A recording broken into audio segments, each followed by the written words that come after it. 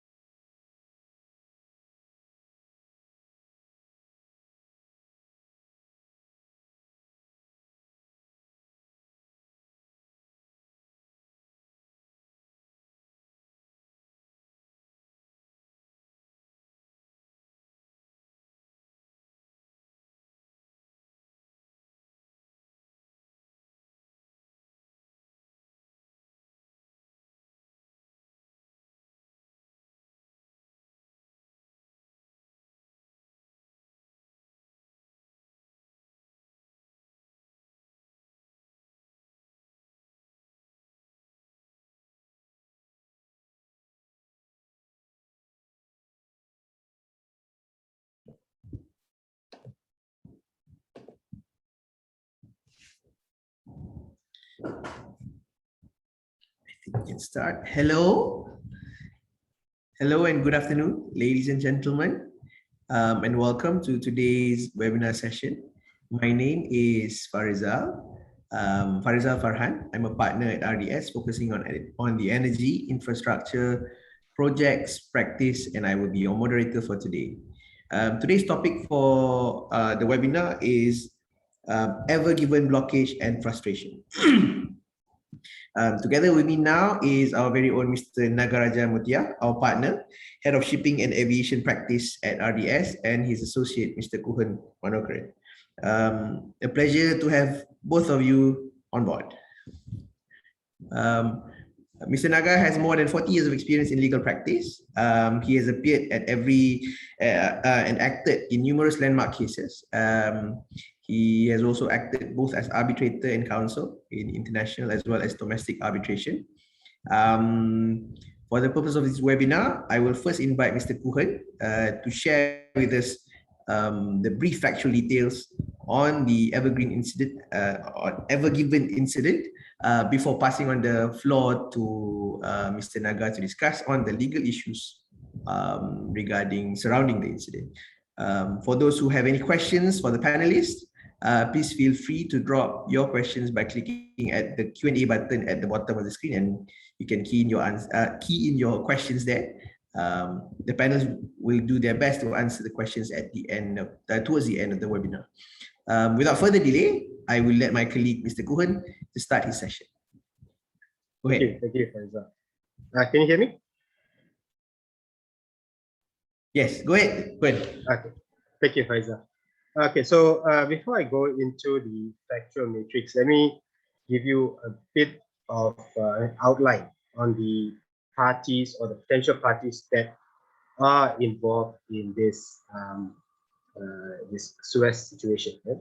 So the first we have the MV Ever-given, then we have the Suez Canal and the body running it, which is the Suez Canal Authority, and then we have the salvors, as well as the potential claimants. So potential claimants would be those who have either cargo on board or somehow affected by the grounding of this MV Ever Given. So if I can move to the next slide, please. Right, so what we see there is the MV Ever Given. Now, the vessel is a Panama registered ship, and the MV actually stands for merchant vessel. Now, if you're wondering what a merchant vessel is, it's basically a watercraft transport that transports cargo for hire, and this is in contrast to pleasure craft or say a naval vessel, which is used for naval purposes or military purposes. Now, merchant vessels, they come in many sizes. For instance, the ones that ply their trade between West Malaysia and East Malaysia, these are smaller ones. And then you have those bigger ones and Ever Ace. Now, these container ships are designed to carry intermodal containers. Now, what we mean by intermodal containers is a technique called containerization. So, and it's designed to support intermodal transport. So if you have, for instance, a factory in some corner of the world, by loading the goods in the container, it is able to carry this from that factory onto a truck, onto a train, and then eventually to a port by sea, and then repeat until it reaches its end consumer. Now, these container vessels are usually measured by 20-foot equivalent units or TEU. Therefore, a 20-footer is referred to as 1 TEU, a 40-footer is 2 TEU. The largest modern container ship can carry up to 24,000 TEU, and this happens to be the Ever Ace. Now, the Ever Ace is not to be confused with the Ever Given. The Ever Ace is a sister vessel of the Ever Given. We will see how that happens later. And now we go back to the Ever Given. The Ever Given is one of the largest container ships in the world, and it was built in 2000 Higaki Sanyo Kaisha, and it is time chartered to Evergreen Marine. Hence the name Ever Given, as most vessels that are chartered by Evergreen carry the name Ever in front of it. So of the Ever Given. Now the overall length of the Ever Given is 400 meters from bow to stern.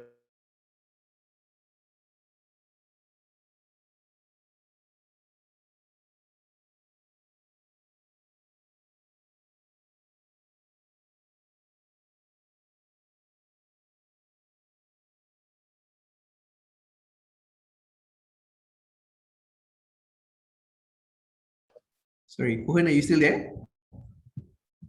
Okay. So the overall, yeah.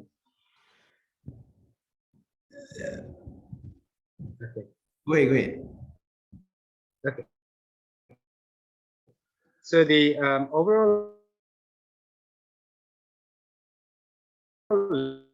length of the vessel is 400 meters. Stand it vertically on the stern, it's about the height of the Eiffel Tower, and it's approximately 20,000 TEU. It's one of the largest container vessels in history.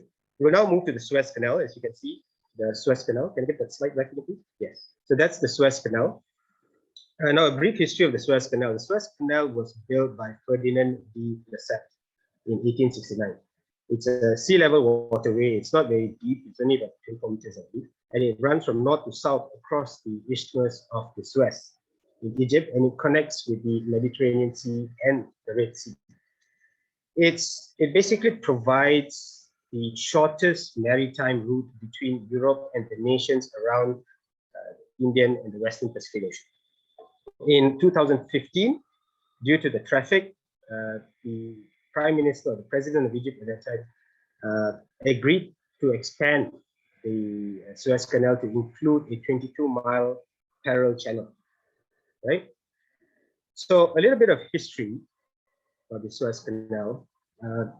While after it was built by Ferdinand de Lesseps in 1869, the canal was, although the property of the Egyptian government, it was run and shareholders. However, this changed in 1956 when President Gamal Abdel Nasser nationalized the Suez Canal.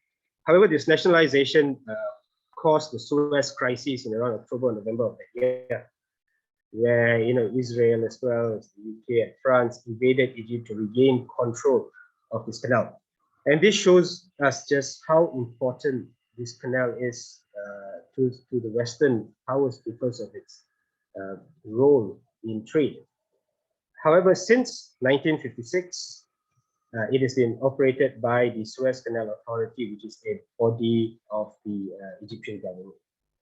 Now, to highlight the importance of the Suez Canal, I've gotten some statistics. So approximately 12% of global trade runs through this canal each day. In the year 2019 and 2020, about 19,000 vessels passed through the canal. The bulk of these vessels were tankers carrying oil, and a net total of 1 billion plus tons of cargo passed through the canal in the year 2019 and 2020 alone. In fact, Moody states that the amount of trade passing through the Suez Canal contributed to approximately 2% of Egypt's GDP. However, because of this incident, during the period of this incident, the canal's revenue took a hit of nearly 14 million to 15 million a day, and Lloyd's estimated that this MV Ever Given incident was holding up to an estimated 9.6 billion worth in trade each day. That equates to about 400 million an hour. So for every hour the vessel was stuck, 400 million was just lost. So now let me go into the timeline of the event. Can I get the next slide? So what we see here is the general, so before the slide before. Okay. So what we see here is the general course of the ship. So it sailed from Taiwan and it's supposed to sail to Rotterdam, passing through the Suez Canal. Now the crew for this leg of the journey, it was predominantly from India, and they were led by Captain Krishna Kantave. I will highlight why this may or may not play a role later on. And this vessel at this point was carrying roughly $1 billion worth of cargo, which included furniture from IKEA, Lenovo laptops, and about 100 containers of unidentified flammable liquids. Now, these facts are what we gather from what has been reported. Yeah? So on the 23rd of March, MV Ever Given reached the entrance of the canal and was scheduled to be the 13th ship to travel through the canal. So at the break of dawn, two pilots from the SCA, they arrived at the vessel and they were to guide the vessel through or across the canal. Now the two pilots, both Egyptian, were brought to the bridge where the captain is, and he was introduced to Captain Krishna and his crew. And according to information that was later made available in the court in Ismailia, we now know that there was a dispute at some point between the captain and the pilot as to whether the vessel should even enter the canal in the first place due to the bad weather. Now, coincidentally, there's a case that was decided last year that touches on this point where the dispute between captain and pilot, you can read it. It's called the owner of the vessel Sakizaya Kalon and the owner of the vessel Panama's Alexander and others. 2020 EWHC 2604. If you're interested, you can just look it up. So anyway, the dispute anyways deteriorated rather quickly to name calling, between the two parties, and we suspect because the crew of the vessel were predominantly Indian, the pilots were Egyptian, and English is not the first language of either, that language played a big role in this deterioration in communication. And so as a result of this, a few miles into the transit, the Ever Given was started veering alarmingly from port to starboard and back again. And the lead pilot then ordered that the crew increase the vessel's speed to 13 knots. Now, this was done in order to ensure the vessel had more stability, but this was way above the speed limit of the channel. But given that the size of the vessel and the fact that the vessel was already steering from or swerving from starboard to port side, the likelihood of grounding was, of course, a very real possibility. And needless to say, the vessel then was ran aground at 7:40 a.m. Local time in the southerly mouth of the Suez Canal. Now, on the 24th of March, there were already dozens of ships waiting near the canal to clear, and this has caused traffic.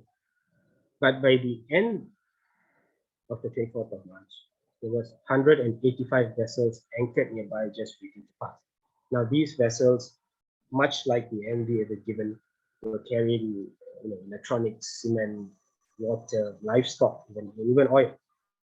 And also, but more importantly, on the 24th of March, I suppose the owners of the MV Ever Given had realized that they needed more help. They also engaged Smith Salvage to come in and help with the salvage of the vessel. Now, Smith Salvage, for those of you who are not aware, is from Netherlands, and they had been appointed to assist. And salvers like Smiths are basically like your 24/7 tow service out at sea. It's and these guys have a very interesting life. It's one of the most adrenaline-soaked professions in the world, much like law, and they employ all manners of equipment and vehicles for their job. Mr. Naga will go into later elaborate on the point of salvage, but suffice to say at this point, this profession is quite lucrative. However, should they fail to salvage anything, they may also end up with nothing. So there's pros and cons, and Mr. Naga will go into how and why that is later. So we move now to this slide, and we can see the traffic that had built because of the Ever Given's grounding. Okay, move to the next slide, please. Next slide. So on the 25th, Egypt suspended all traffic in the Suez Canal.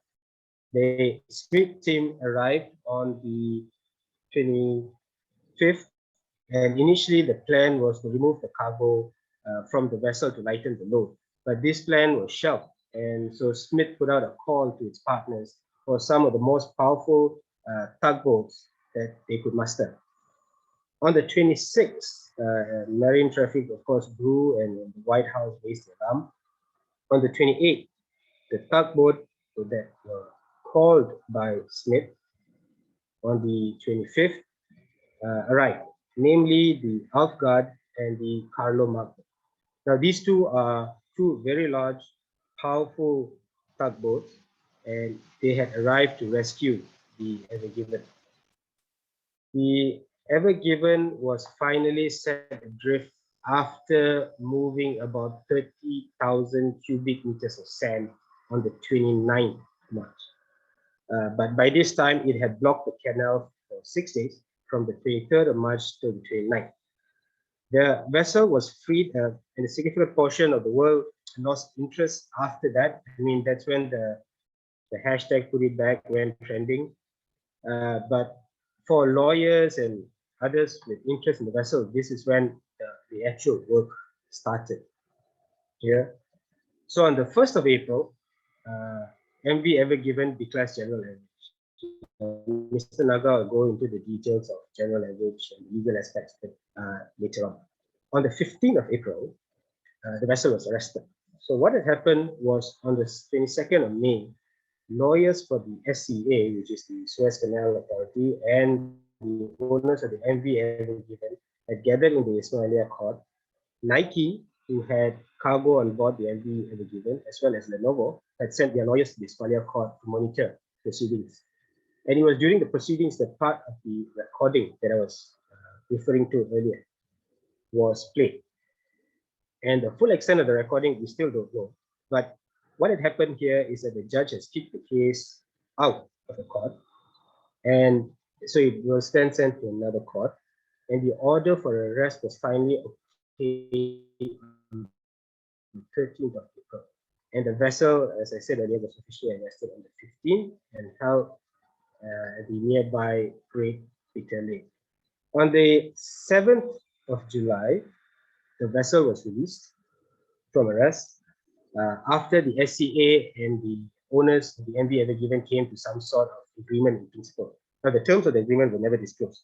But more importantly, on the 13th of July in London, where most admiralty cases are heard, the owners of the MV Given had filed a claim in court to limit their liability to just 84 million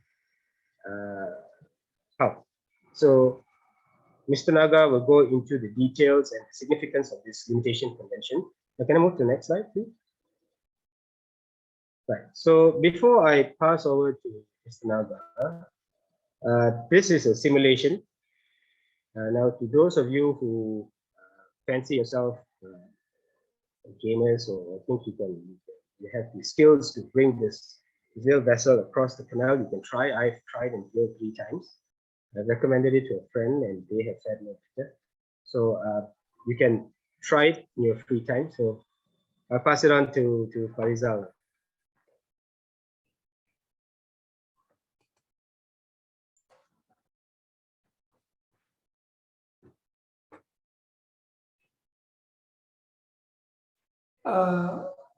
Is Farizal taking over, or do you want me to start? Farizal, you're on here. Sorry. Thank you, Kuhan. I was just saying, without further delay, I think I would like Mr. Naga to continue talking about the legal issues surrounding the incident. Should we put it back? Okay, thank you for joining us in this hot Thursday afternoon. I'm sure some of you all are glad to move away from your desk job, and some might be working from home. Sorry to take you all out of your normal daily routine. Let me start off straight away to slide 14, which sets out some of the potential legal issues that might come up for consideration. As you know that legal proceedings are at a very early stage of the Ever Given tragedy. When Kuhan ended, he basically stated that they had set the limitation fund in London. The owners have established a limitation fund. Before we go into the limitation of liability convention, let me deal with the various potential legal issues. In fact, there will be a plethora of legal issues. We don't know at the moment whether we are aware of all the legal issues that might possibly be raised. At the moment, we know that there's this issue of salvage claim, and general average was declared. This would invite the application of the limitation of liability convention 1976.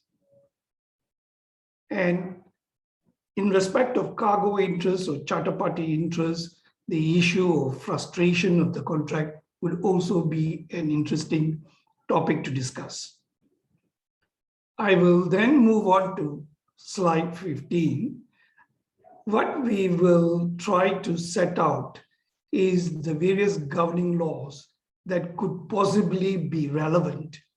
You know that the dispute is not raised in Malaysia. We don't know whether any of the Malaysian cargo interests or charter parties are affected. It is still too early for us to determine that, but these are the possible issues or legislative regime that might apply in the event the matter goes to court. We have the most important thing is, can you move on to the next? The limitation of liability for maritime claim 76 convention, which was introduced in Malaysia in 2011. It was ratified only in 2011 by amending the Section 360 of the Merchant Shipping Ordinance 1952. The other issue, carriage of goods for purpose of setting out the various legislative regime, we have set that out. It would depend basically whether any of the Malaysian cargo interests are affected. Now, moving on to, just to explain, there's a distinction between West Malaysia and East Malaysia. West Malaysia has ratified and incorporated the 76 convention, but Sabah and Sarawak are still applying the 57 limitation convention. So those who are from Sabah and Sarawak would need to take note of that. Okay, one of the major issues that happened when Kuhan was setting out the facts and the timeline, you would note that after the incident, after the grounding, the master directed the owners to commence salvage operation because they would have to refloat the vessel.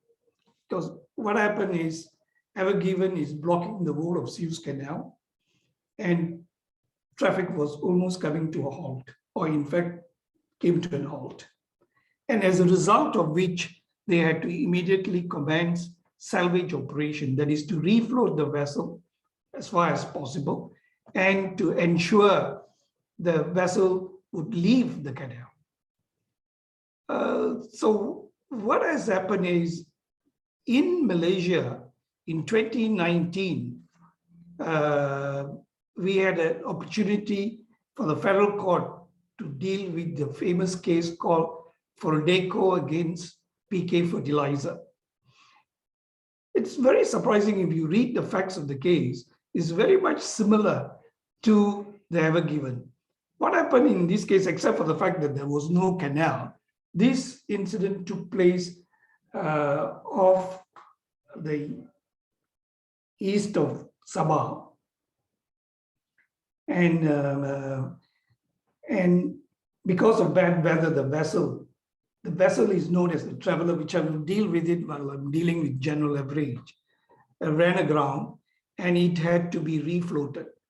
And the matter came to the federal court for purpose of deciding whether the cargo interest would be entitled to claim damages in bailment and negligence against the salvos. The salvos in this case is Fordeco, and PK Fertilizers are the cargo interests.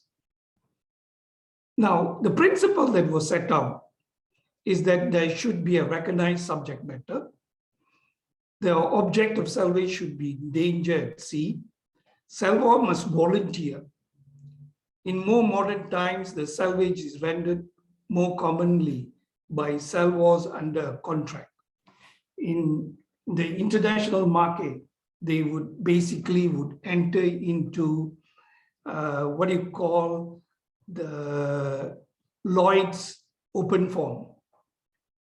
That would be basically the forms that they would require the salvors, the owners would require the salvors to sign. That's what you call the Lloyd's open form. In the particular case of Fordeco, I don't think they followed that procedure. What happened is, I will go into the facts of the case when I'm dealing with this slide under general average. And after the salvage was carried out in Ever Given, the owners declared general average. as you would note from Kuhan's timetable that he set out, the events, the sequence of events. Now, what is general average? General average is basically the sharing of the financial consequences of an unexpected casualty between commercial parties which have a financial interest in seeing the adventure completed. Similar definition is given in the York-Antwerp rules. And also the gist of it is also captured in the Marine Insurance Act of 1906. The Marine Insurance Act of 1906 is an English act, which is directly applicable in Malaysia under the Civil Law Act, by virtue of the Civil Law Act. So section 66, section 66 deals with what is general average. A general average loss is a loss caused by or directly consequential on a general average. It includes general average expenditure as well as general average sacrifice. And subsection 2 sets out there is a general average act where any extraordinary sacrifice or expenditure is voluntarily and reasonably made or incurred in time of peril for the purpose of preserving the property imperiled in the common adventure.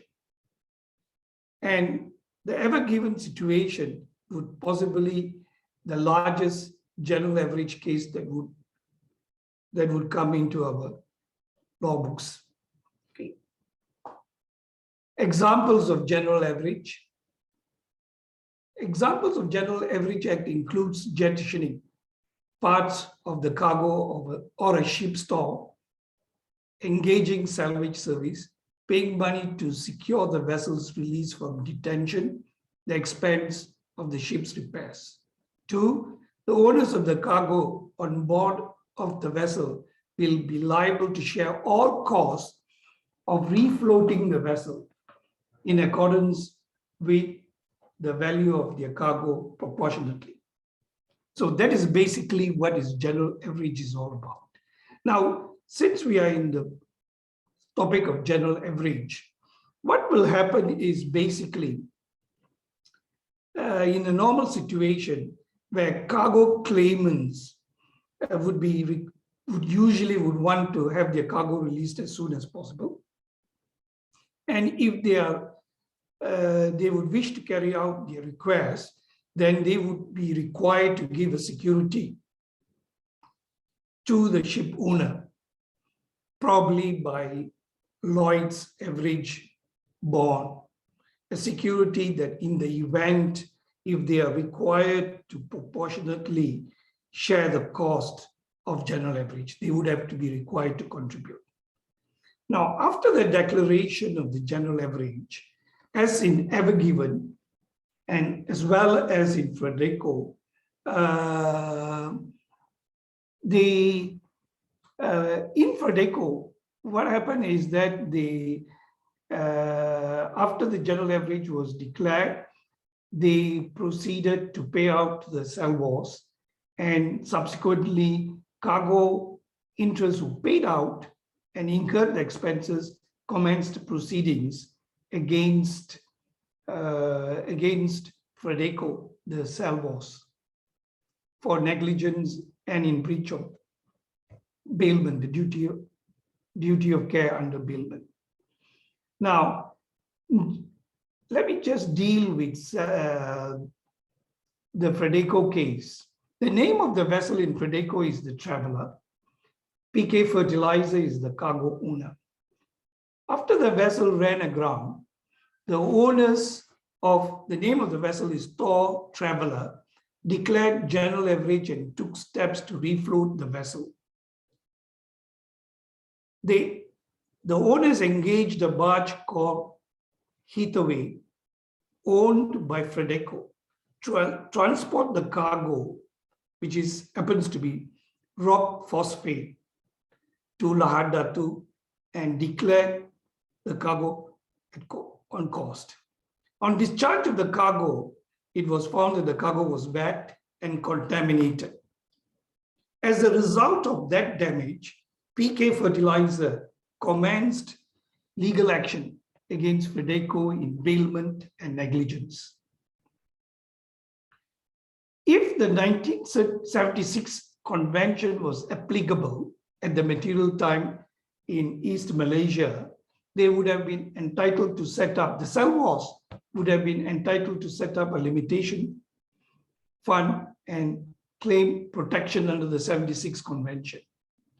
But luck be with the Salvos, no liability was found against them by the federal court and no damage were required to be paid by the Salvos.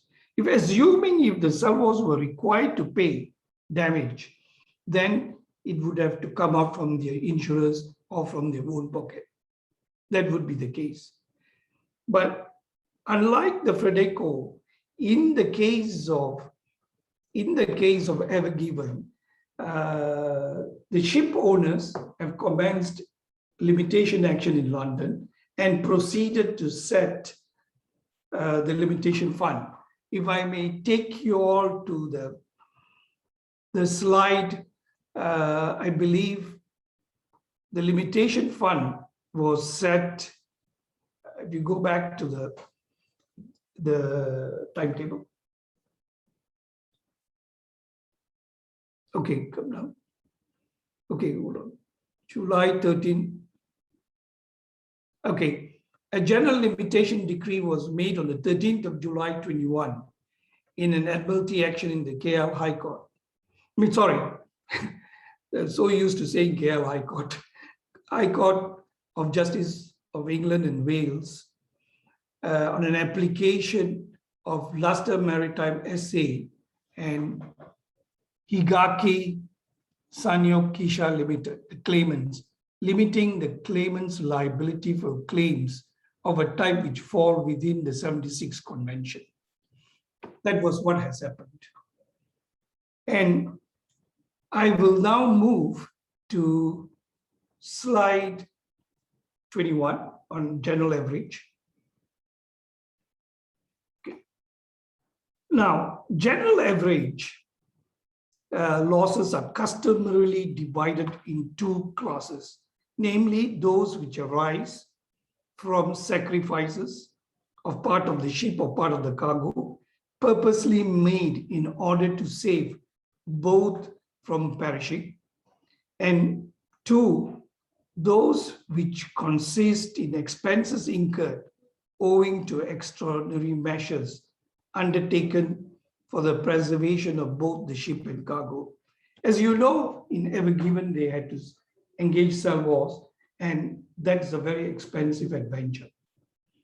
And I believe numerous tugboats were used for purpose of excavating the sand in order to refloat the vessel. And in fact, what is interesting is that part of the east bank of the canal was damaged. And obviously, when the excavation work were carried out, part of the canal was also damaged.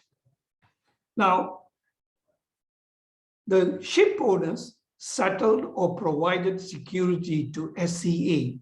SCA is the Swiss Canal Authority, because after the vessel was refloated, that particular vessel was arrested or taken into the Suez Canal, the Egyptian custody, and it was only released after security or settlement of their claim.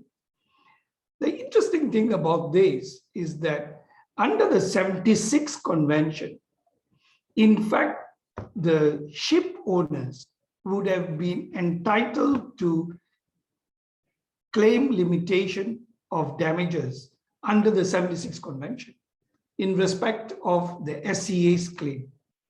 But I believe that was not even raised, and it was not an issue that was that we know of. The Egyptian authorities, together with SCA, resolved the matter, and what is the actual securities given is not disclosed.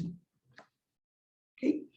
Now, under the general average, if you go into the limitation of liability.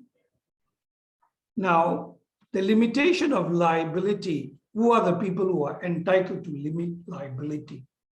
Now, this is covered under Article 1 of the 76 Convention. The ship owners and certain others connected with the operation of the ship can limit liability. Because liability is known and limited, the ship owner can deposit with the court the full amount it may be liable for and free of further liability against the property. This is what is covered under Article 1 of the 76 Convention.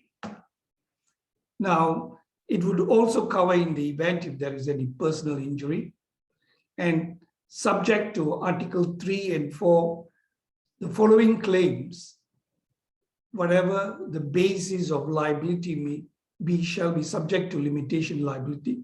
Claims in respect of loss of life or personal injury loss or damage to property, including damage to harbor works, basin and waterways. If I may pause here, waterways is what I was referring to you, that if SCA were to make necessary claim, the ship owners could have limited the damage of the Swiss Canal Authority's claim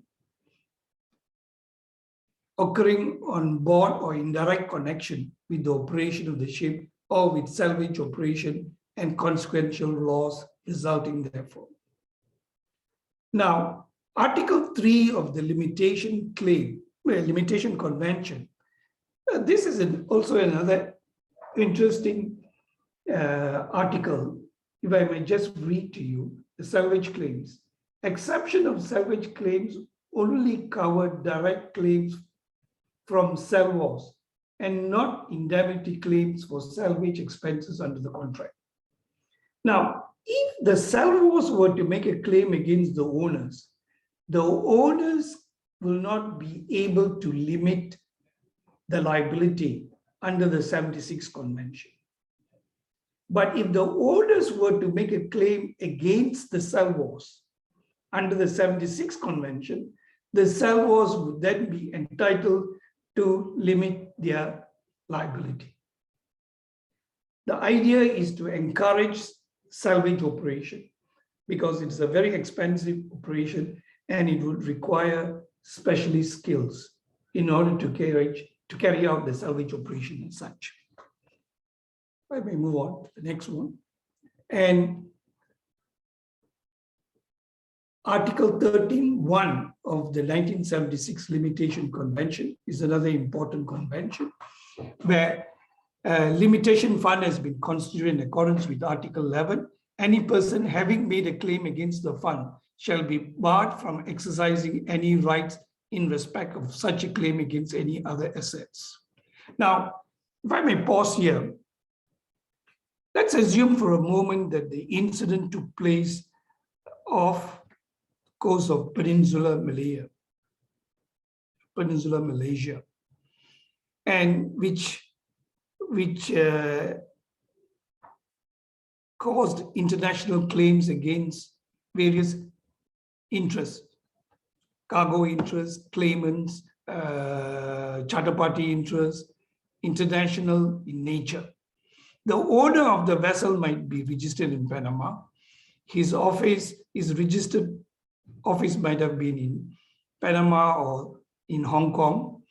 Now, the owners can commence limitation proceedings or limitation action and subsequent to that obtain a decree and then set up a convention and the convention fund in London. There is no jurisdictional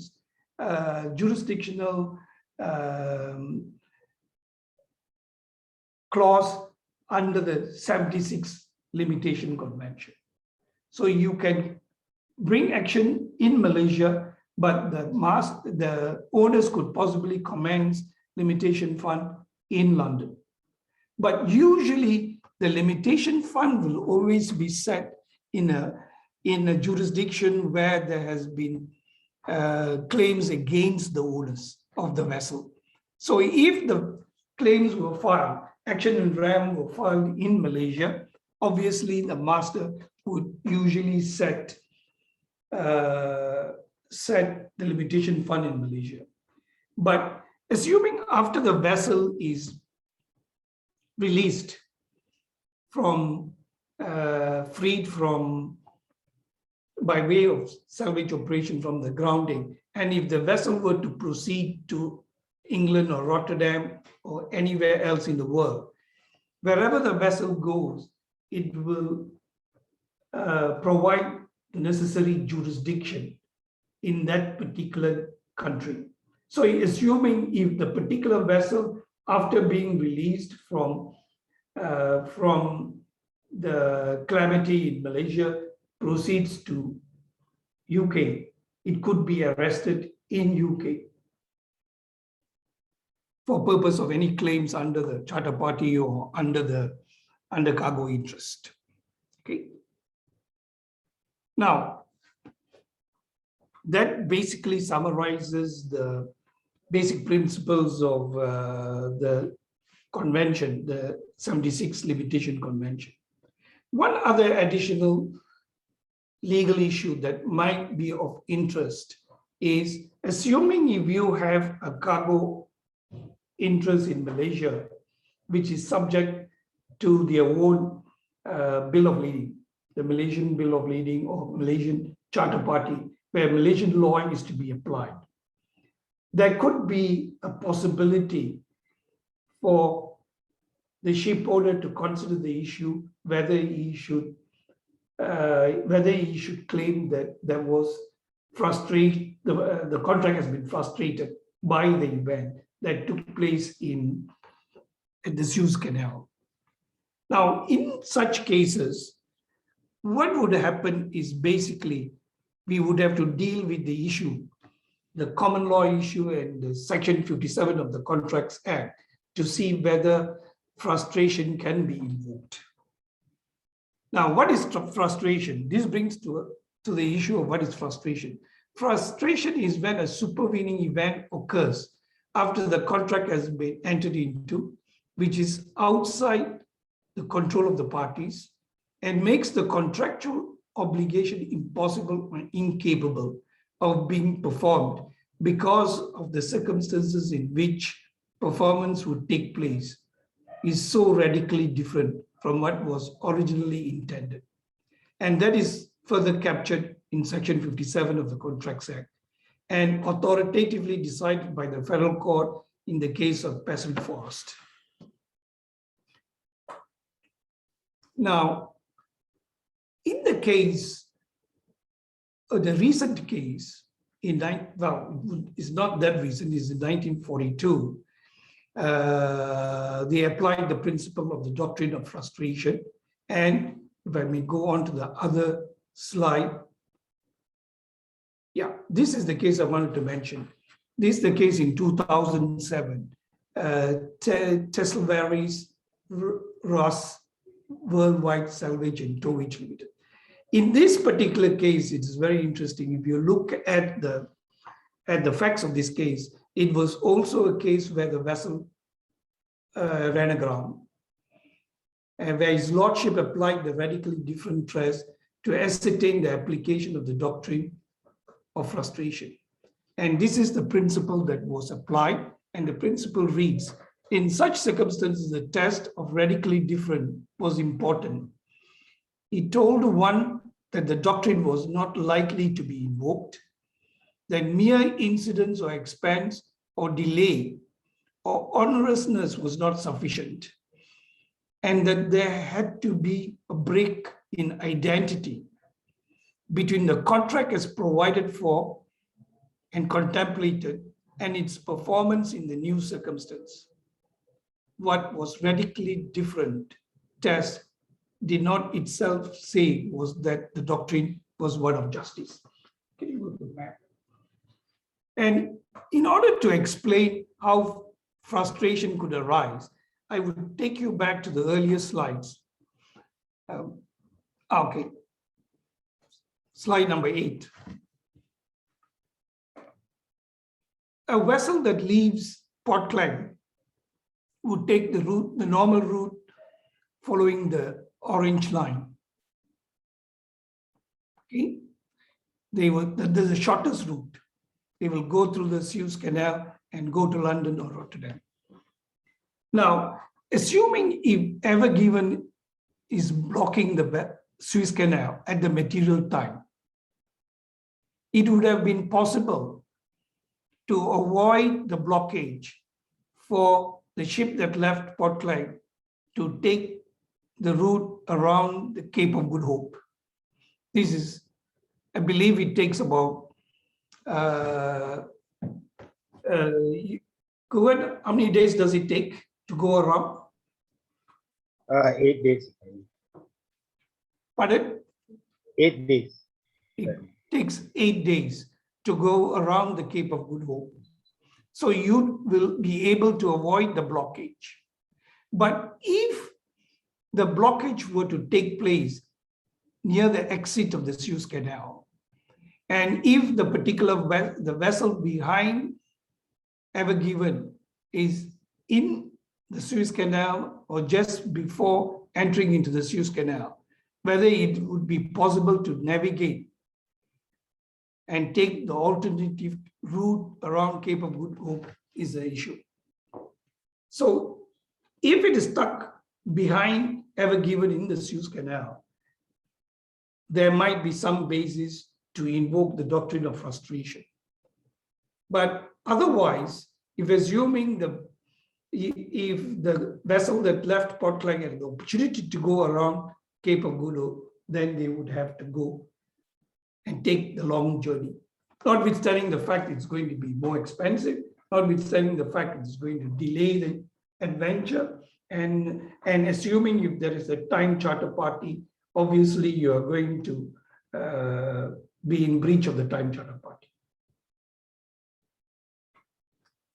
Okay, that basically deals with how frustration applies or would apply.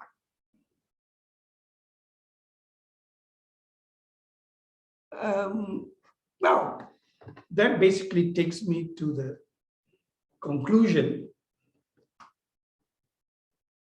And what is interesting about the conclusion is this. Obviously, the full ramifications are unknown because it's still unfolding. It created huge ripples in the shipping industry. And the full impact or effect of the blockage is still unknown. And as far as Malaysia is concerned, as far as our team is concerned, what is important about this incident is what we would learn from the incident.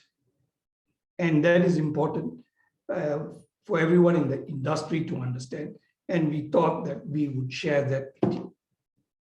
And with that, I think I'll pass it over to Farizal for any questions that the audience would want to raise. Thank you. Thank you, Mr. Nagar. Well, we've got a few questions here. Let me just go to one. Can ship owners or anyone contract out of the convention in regard to the limitation of liability? Interesting. There's been one or two decisions. I don't have those decisions of the CAF, but it is very clear that there is no specific provision in the convention or in the act to say that you can't contract out. Obviously, if the act that, say, assuming the section 360 of the Merchant Shipping Act, when it ratified the convention and stipulated that you can't contract out, then of course that would be an issue. You won't be able to contract out, but there is no such provision as far as I can recollect. And as a result of that, you can contract out because generally you can't contract out of any legislative provision unless it is specifically provided for in the legislation itself. But this limitation convention is for the benefit of the person who's trying to limit their liability. And if they want to contract out, there's no they can easily contract out. But it would be foolish for anyone to contract out of such a Better situation. price maybe, Pardon? or better price maybe. No. The limitation fund is set to protect the party who is entitled to set up the limitation fund. So assuming if you are found liable and you are required to pay damages, you would rather limit your damages rather than have an open-handed claim against you. So it would be foolish for anyone to contract out of the limitation provision. Okay. Okay, I hope that explains this issue. We've got another question. Can insurers limit their liability under the convention? I would believe so, because if you look at Article 2 of the convention to see who are entitled to limit their liability, the people who are entitled to limit their liability are the ship owners and whoever who comes under the definition. It's Article 1. Article 1(2) says the term ship owner shall mean the owner, charterer, manager, operator of seagoing ships. And most of the parties that I've identified would basically be covered by insurance. And they would, if the insurers had settled the owners or the charterers, they would basically step into their shoes under subrogation, and they would be entitled to limit liability. If there is any possible claim, it will be claimed against the owners or charterers in name, but it would always be funded by the insurers. So it is, I believe, the convention, notwithstanding the fact that it was only introduced in Malaysia in 2011, it has not been adjudicated upon in Malaysia, not that I know of, or any of the reported decisions. Okay, it's still new to Malaysia, but the international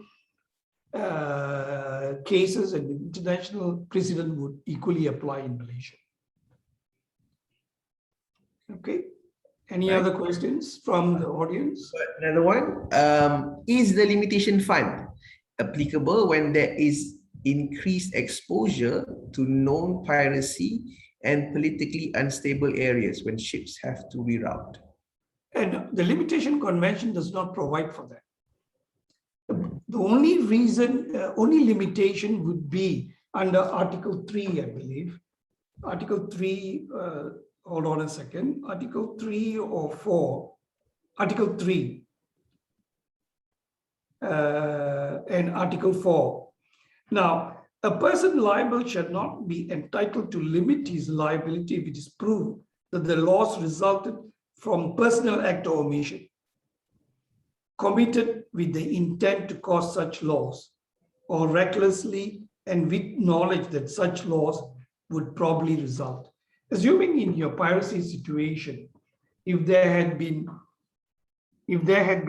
collusion or conspiracy between some of the crew, then whether the ship owner is entitled to invoke the limitation of liability under the convention will become an interesting issue.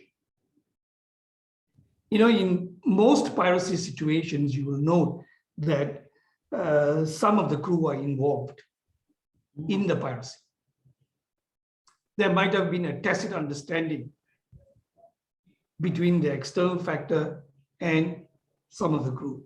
So if you are able to establish that, then I believe you might be able to invoke Article 4 of the convention and prohibit the ship owner from limiting liability. If you can't, then You can't know. you You will. can't establish it, you won't be able to limit it. The ship owner would be entitled to limit liability, assuming if a damage takes place as a result of that, or the vessel was grounded as a result of that. I guess the same thing would apply if, for example, cases of where the ship was found to be negligent. If the ship is found, what do you mean by the ship?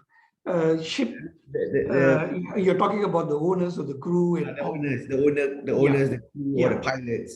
If it is negligence, of course, you would be entitled to limit your liability. Like in the case of Ever Given, Kuhan highlighted there seemed to be an altercation between the pilot and the crew because of the fact that they had some communication issues.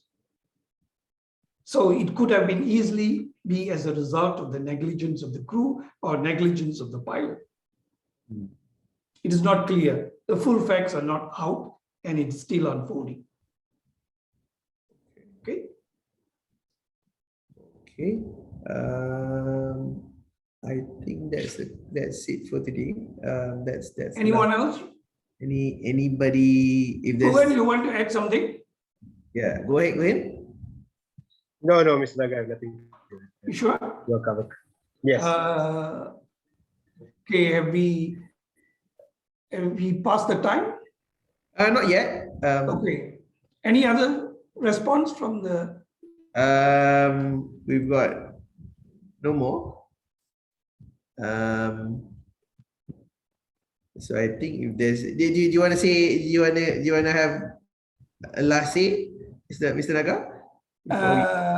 Yeah, there is one question about the piracy, right? Yeah. Now, what I would have to say, I mean, I'll leave it to you, Farizal, but what I would have to say is limitation of liability under the 76 Act is going to be very challenging, and it will be interesting. And it will be interesting to see how it is applied by the Malaysian courts. Unfortunately, in the Fredeco case, no one raised a limitation of liability in the Fredeco case, notwithstanding the fact that in Sabah, at the material time, there was a limitation convention, 1950 convention, 1950. But no, that issue was never raised because the salvos did not apply for any limitation. They could have done it, assuming if the court would have found them liable for negligence or breach of their bailment, they could have done it. Because if you would look at the convention, one of the articles in the convention, that is Article 2.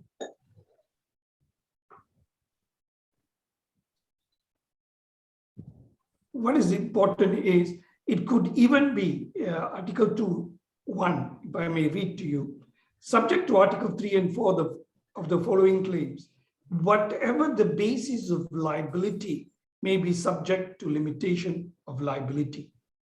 Whatever the basis, that clearly establishes that it could be in contract, it could be in tort. So assuming if the salvos, obviously the salvos would have entered into a contractual relationship with the owners, and the cargo was discharged from the vessel involved in Fredeco and loaded onto the barge. Obviously, it would have been done under the contract, and as a result of which, the cargo owners were able to claim for breach of the contract under bailment. So it could even cover contractual claims. It's quite wide. Okay.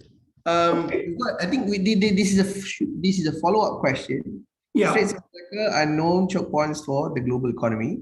In line with my earlier question, I think this is in regard to the known piracy. I think this person wants to know what about the accidents or deliberate political events? I think I can't fathom how political events could possibly cause an incident where the owners would be entitled to claim general average. if the anonymous attendee could be much clearer. Piracy seems to be clear because there are events where reports of collusion between the pirates and some members of the crew. That might be clear. But political events, Like a coup, for example? I can't see that. Maybe off Sabah, we have political events taking place in Mindanao. Maybe that is the issue that the attendee is concerned about. And if that does not provide for, as I explained, whatever you have to declare general average before you claim the limitation of liability under the convention. And general average, as I stated clearly, general average losses are customarily divided in two classes. Those which arise from sacrifice of part of the ship or part of the cargo purposely made in order to save both from perishing. I mean, you just feel like throwing part of the cargo off board, you won't be able to declare general average. It should have been intended for the purpose of saving the cargo or the vessel. And number two, those which consist in expenses incurred owing to extraordinary measures. So you incur expense in trying to save the vessel or the cargo. In Fredeco, that was exactly what they were doing. The vessel ran aground and cargo interest was transshipping the cargo from the vessel Tor Traveler to Lahad Datu.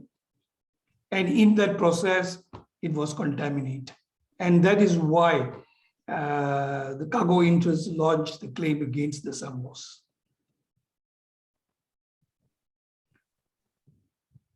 Okay. Okay. Another one.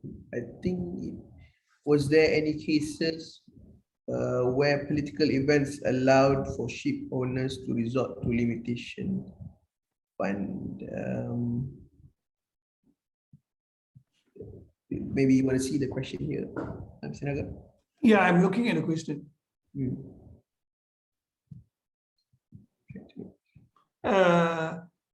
Not to my knowledge, not to my knowledge. As I say, whatever, I mean, you can claim limitation, but whatever event that you have in mind would have to satisfy the requirements of declaring general average.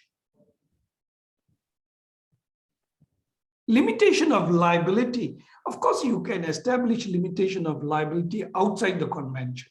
That's not a problem. But that would depend on the application of the common law position. If you note in Fredeco, since the convention, 1976 convention was not applicable, and they did not invoke the 1950 convention as well. So the law that was applied by the federal court was the common law position